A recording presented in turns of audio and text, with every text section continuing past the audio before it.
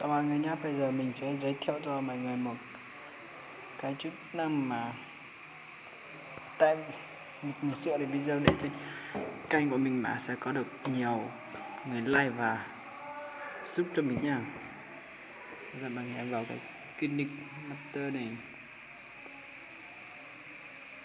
Cái này là cái mình đã sửa trước rồi, mình cho mọi người xem này.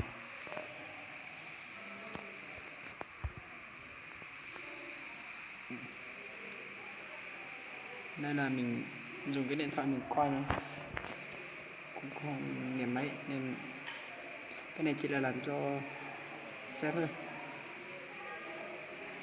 Bây giờ mình sẽ phát nha.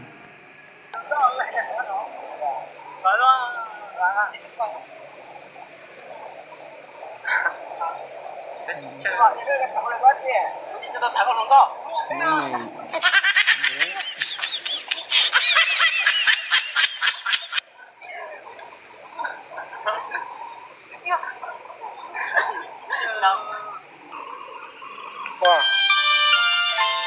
Bây giờ mình sẽ có các bạn vào cái trang này.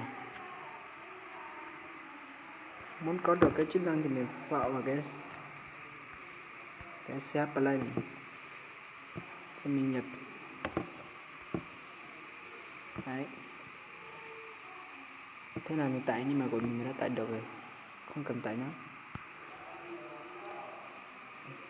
Và mình muốn có được những tiếng cười để lắp vào bên trên thì mình phải vào trong này YouTube, bấm vào đây, tiếng cười bắt đầu nha. Đấy, toàn ra những tiếng cười mà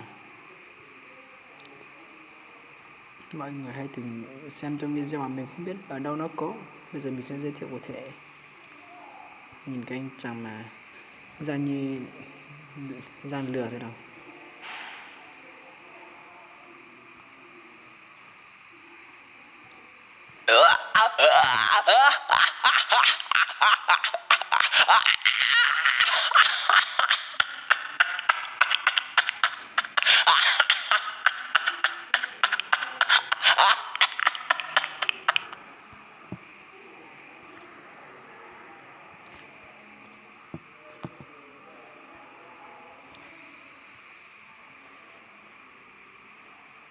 Các bạn đừng hãy nhớ like và subscribe cho mình để mình còn làm được những video mới cho các bạn xem nhé.